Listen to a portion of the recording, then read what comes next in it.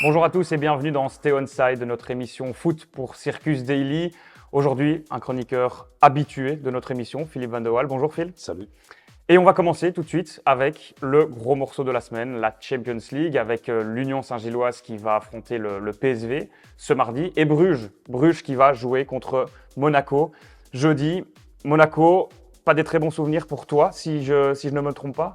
Exactement, mais il faut remonter déjà pas mal dans le temps, en 87 ou 88, on en avait ramassé 5, le temps d'être Thierry Henry, Ettori dans le but, etc.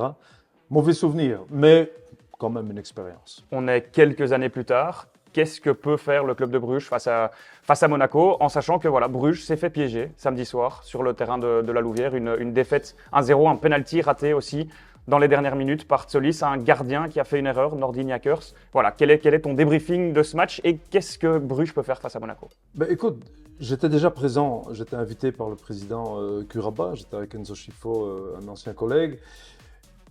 Match bizarre, aussi bien pour la Louvière que pour Bruges.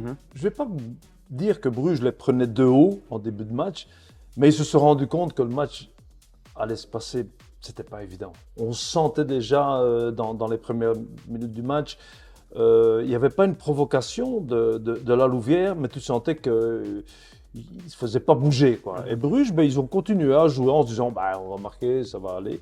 Eh bien non, ils sont tombés dans le piège. Et je dois dire le piège tactique, parce que je trouve que l'entraîneur de la Louvière a fait une superbe mise en place avec ces deux backs, très rapides d'ailleurs. Et Bruges a continué dans une sorte de frustration, tout ce match. Pas beaucoup d'occasions. Et puis, comme tu dis, évidemment, ce but qui tombe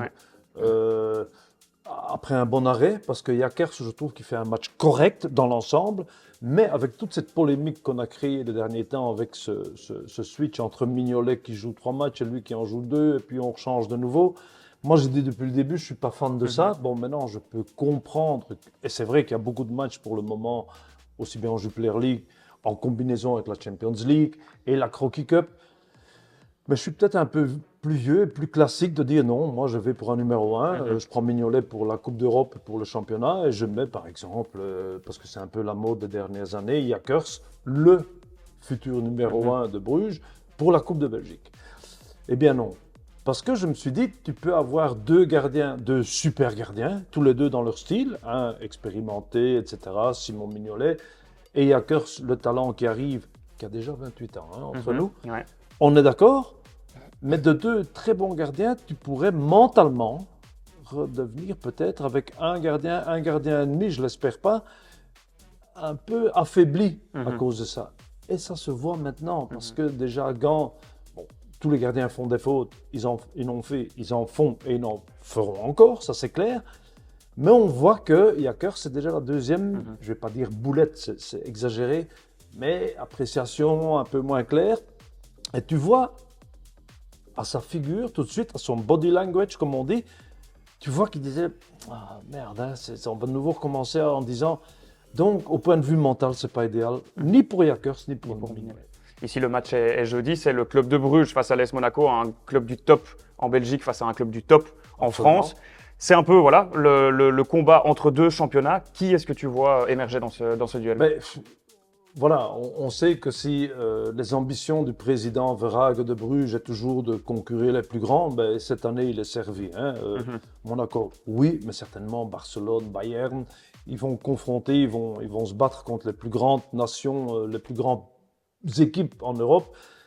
Donc tu te dois théoriquement, parce que bon, avec le nouveau système de la Champions League, tout est possible, je veux dire, c'est en un match, chez toi ou à l'extérieur bien évidemment. Mais si tu veux te mettre sur ce tapis rouge pour être bien lancé, tu te dois de gagner contre Monaco chez toi. Est-ce que tu penses que le discours est le même pour l'Union Saint-Gilloise qui se déplace au PSV Eindhoven ce mardi? Et voilà, finalement, on est aussi face à un club du top belge contre un club du top des Pays-Bas. Est-ce que l'Union a sa chance en déplacement au PSV? Plus que jamais. Pour la bonne raison que je pense que les Hollandais du PSV pourraient peut-être un peu dire, tiens, l'Union, ah oui, ils ont été champions, c'est vrai, mais voilà, un peu les sous-estimer. Et je pense que dans cette Champions League, ça peut être l'atout général de l'Union Saint-Gilloise de dire, écoutez, on va aller la fleur au fusil dans cette Champions League, dans ce bal des grands, parce que tout compte fait, qu'est-ce qu'ils ont à perdre? Rien du tout. Et un joueur, ou plutôt une équipe qui peut se permettre de jouer les pouces dans les bretelles, je vais dire, d'une façon logique, peut être dangereuse. Et je pense que c'est le cas de l'Union. On a parlé de la Coupe d'Europe, on va parler d'un club qui ne va pas jouer la Coupe d'Europe et ça fait quelques années qu'elle ne joue pas la Coupe d'Europe, c'est le Standard. Le Standard qui a fait match nul contre Malines. Une petite stat pour commencer, il faut remonter à début janvier, soit il y a 26 matchs pour voir le Standard enchaîner 2 victoires. Alors il faut imaginer la frustration chez les supporters qui ont montré leur mécontentement après le match. Est-ce qu'on peut dire que c'est clairement la crise au Standard actuellement ? La crise, c'est peut-être un grand mot, mais c'est vrai que ça fait déjà un bon bout de temps que c'est pas top au Standard. Certainement cette année-ci, parce que cette saison-ci, voilà, Marc Wilmots arrive, il va tout régler, lui. Mais non.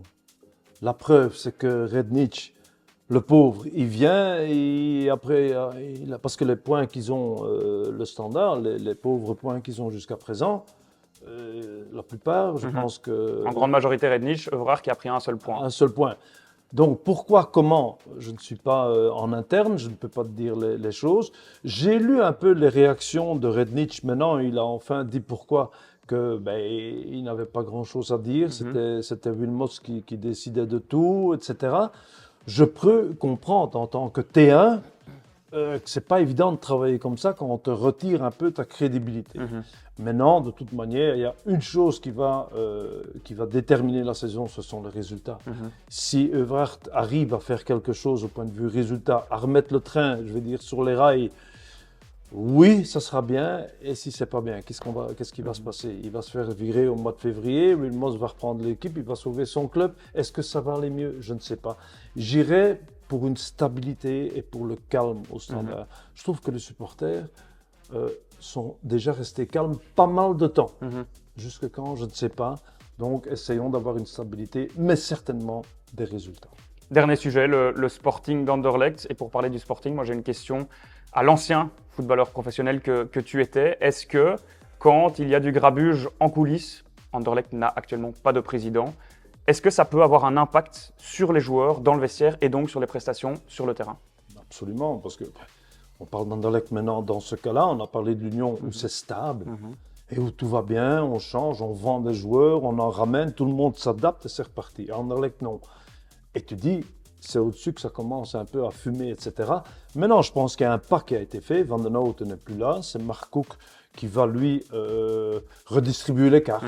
On a vu Verschuren, on parle d'un, Michael Verschuren qui reviendrait. Voilà, je ne sais pas.